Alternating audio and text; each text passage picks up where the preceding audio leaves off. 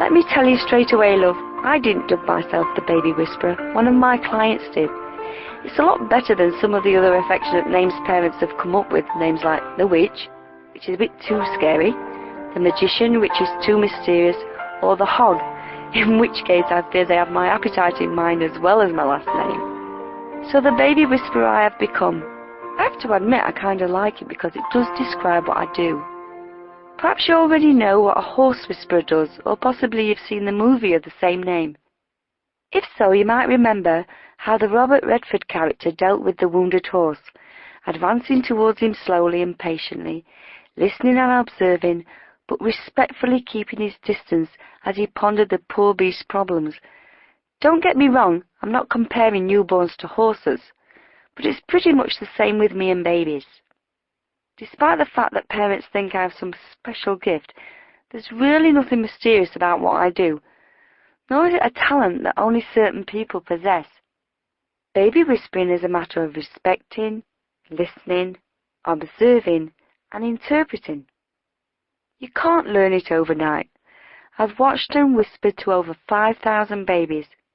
But any parent can learn. Every parent must learn. I understand infants' language, and I can teach you the skills you'll need to master it too. I'm a British-trained registered nurse, nanny, and midwife.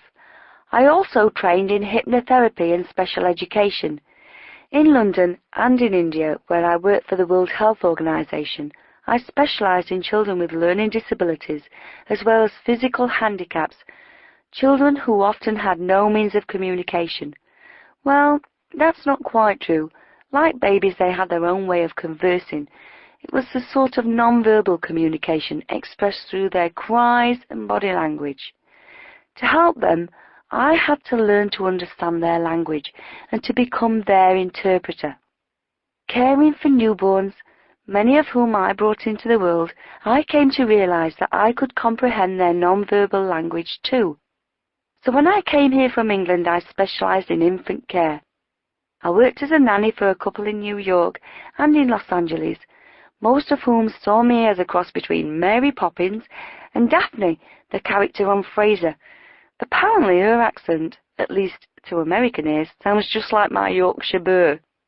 I showed these new mums and dads that they too could whisper to their babies, learn to hold back a bit, and read the little ones, and once they knew what the problem was, calm them. I shared with these mums and dads what I believe all parents must do for their babies, give them a sense of structure, and help them become independent little beings. I also began to promote what I've come to call the whole family approach. Little ones need to become part of the family rather than the other way round. If the rest of the family, parents, siblings, even pets are happy, then the baby will be content too. My beeper rings all day long and sometimes in the middle of the night with desperate calls such as these. Tracy, how come Chrissy seems hungry all the time? Tracy, why does Jason smile at me one minute and burst out crying the next? Tracy, I don't know what to do. Joey's been up all night crying his head off. Tracy, I think Ricky's carrying the baby around too much. Would you tell him to stop?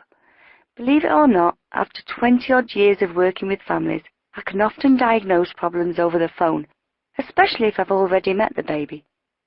So far, I haven't found a baby I don't understand, nor a problem I can't make better.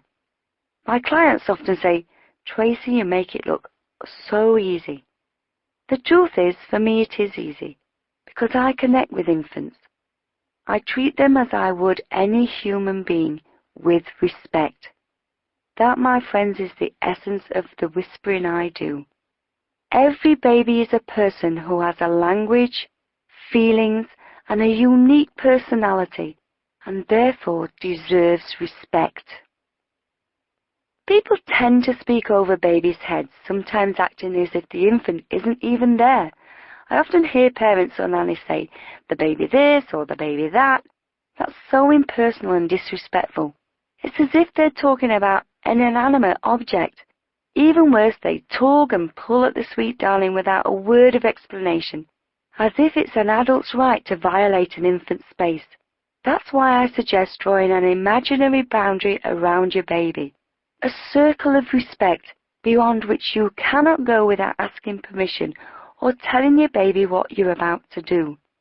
Even in the delivery room, I immediately call babies by their rightful names. I don't think of that little being in the crib as the baby. Why not refer to an infant by a proper name? When you do, you tend to think of her as the tiny person she is, not a helpless blob. The secret of baby whispering involves remembering that your infant is always listening